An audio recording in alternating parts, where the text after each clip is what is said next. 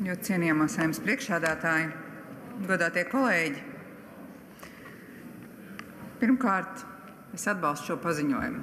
Un es gribu teikt paldies ārlietu komisijas priekšsēdētājai Mūrnieces kundzei par tādu ļoti saulaicīgo šī paziņojuma projektu sagatavošanu un iespēju mums ārlietu komisijā to laikus izdiskutēt un apstiprināt.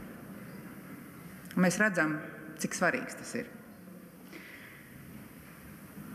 Pagājušās nedēļas nogalē Minhenes drošības konferencē mēs redzējām, ka situācija ir kļuvusi citādāka. Bet arī pie šīs citādās situācijas šis paziņojums ir ļoti aktuāls un ļoti pareizs, jo Latvijas nostāja ir nemainīgi skaidra.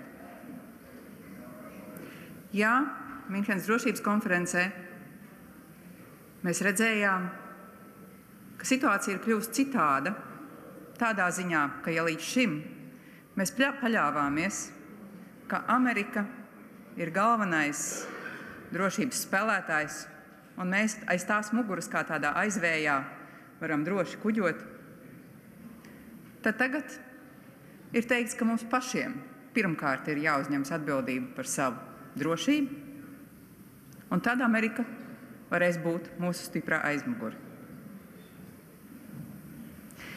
Situācija ir mainījusies tādā ziņā, ka, lai visu laiku tik teikts, ka mums ir jārūpējas par savu drošību, tagad mēs, un arī Eiropa kopumā, ir tiešām līdz kaulam sapratusi, ka tā primāri ir mūsu atbildība. Un jautājums, kas tad šajos apstākļos ir mūsu pienākums? Un man šķiet, tas ir 4 virzienos.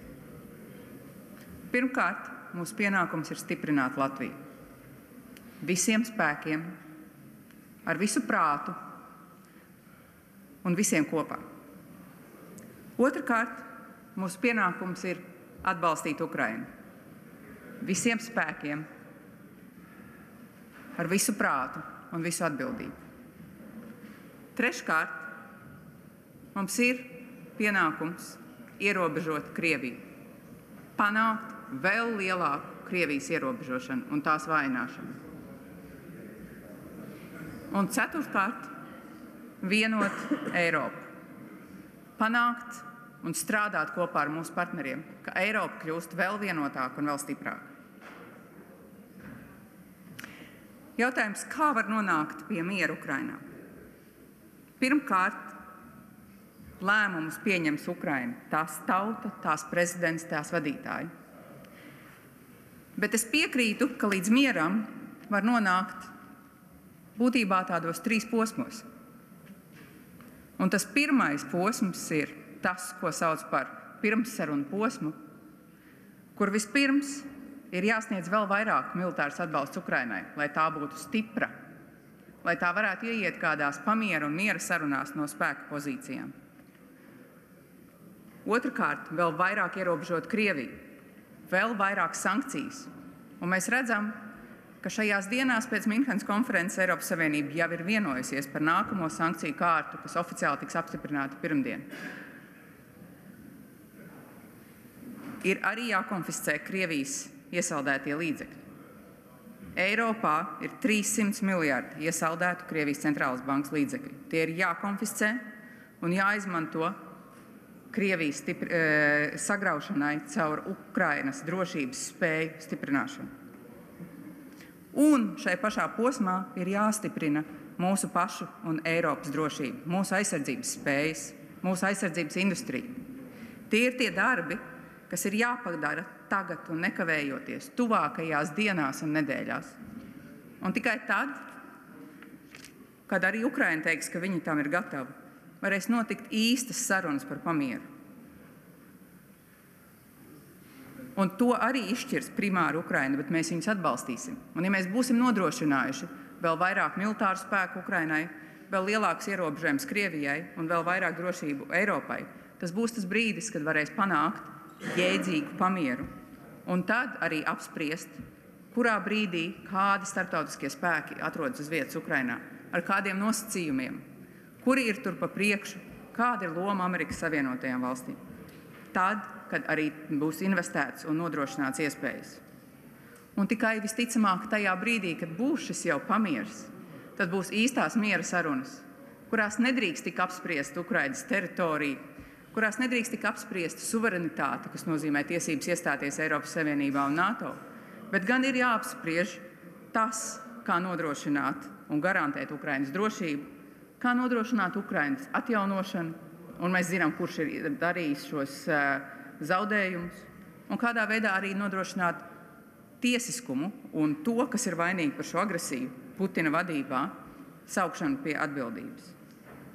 Tā kā tas nenotiks uzreiz, un lai kā mums gribētos jau šobrīd runāt par mieru, par priekšu, ir vispār jānostiprina Ukraina un Eiropa, lai mēs varētu nonākt pie sarunām par pamieru un tad sarunām par mieru Ukrainas vadībā.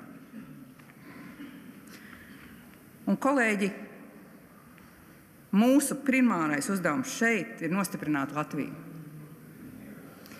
Ja mēs palūkojamies uz mūsu draugiem Ukrainā, tur ir daudz un dažādas partijas.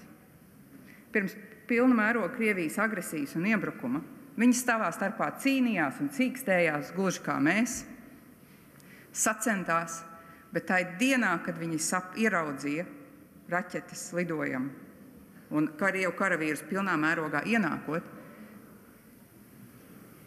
viņi vienojās, ka primārais uzdevums ir nosargāt Ukrainu. Dažādu partiju parlamenta deputāti strādā kopā. Tie neapkaro viens otru, tie cīnās par Ukrainas spēku. Un tas ir tas, kas ir jādara mums. Ir laiks nolikt malā šos mazos kašķus un strīdus. Kurš kuram kādreiz kaut ko pateicis vai izdarījis, kurš kuram patīk vai nepatīk, ir jāstrādā, lai nostiprinātu Latviju. Jā, arī Ukrainā cits starpā bija viņu parlamenta deputāti, kas pēc 24. februāra aizmuka no valsts. Un ir vairāki tādi, kas nekad tā arī nav atgriezušies. Bet tie, kas ir, tie strādā vienoti Ukrainai. Es esmu arī Eiropas padomes parlamentārā asamblējā. Mani ciešākie kolēģi ir Ukrainas delegācija. Tik dažādi cilvēki no tik daudzām dažādām partijām. Bet viņi visi strādā ļoti vienoti. Šobrīd, kad kāds mēģina no dažādām pusēm teikt, ka varbūt ir vajadzīgs Ukrainā vēlēšanas, cilvēki, kas iekšienē varbūt arī domā, ka pēc kara izbeigšanās var būt citi valsts vadītāji un līderi, viņi saka, ka šobrīd nekādas vēlēšanas, un mēs visi arī no tām partijām, kas nav Zeļenska partijā, stāvam aiz Zeļenska. Un arī mums ir jāsaprot, ka šis nav brīdis, kad kašķēties, šis nav brīdis, kad mainīt kaut ko fundamentāli, bet šis ir brīdis, kad vienoti strādāt Latvijas drošībai un Ukrainas atbalstīšanai. Un jā, man jāsaka, ka diemžēl arī no šodienas debatēm man palika iespējas, ka iespējams arī šai zālē ir cilvēki, kas savās sirdīs jau plaucē sarkanas neļķes, ar ko cer sagaidīt kādus Krievu tankus. Bet tas nenotiks. Mēs nostiprināsim Latviju, mēs ierobežosim Krieviju, mēs atbalstīsim Ukrainu un ar vienotu Eiropu mēs nosargāsim valsti. Un es aicinu mūs katru no rīta pamostoties domāt, ko es šodien izdarīšu, lai Latvija būtu drošāka un vienotāka, un vakarā ejot gulēt, apdomāt, ko es tiešām izdarīju, lai Latvija būtu drošāka un vienotāka. Kristofauska kungs teica, ka arī barikāžu laikos šeit bija balsis, kas aicināja barikādas nojaukt. Bet valsts tika nosargāta, un šīm nodevīgajām balsīm netika sekots. Tādēļ, ka visi zināja vienu mērķi – Latviju. Un arī šodien mūsu mērķis ir droša, plaukstoša Latvija. Un, lai to panāktu, mums jābūt vienotiem un jāpaspēj palīdzēt Ukrainai, jo tā ir arī mūsu drošība. Strādāsim, kolēģi. Un tad mēs sagaidīsim arī to brīdi, kad varēsim atkal atļauties kašķēties un strīdēties, sacensties bet pa priekšu izdarīsim darbu, nostiprināsim mūsu valsti. Paldies!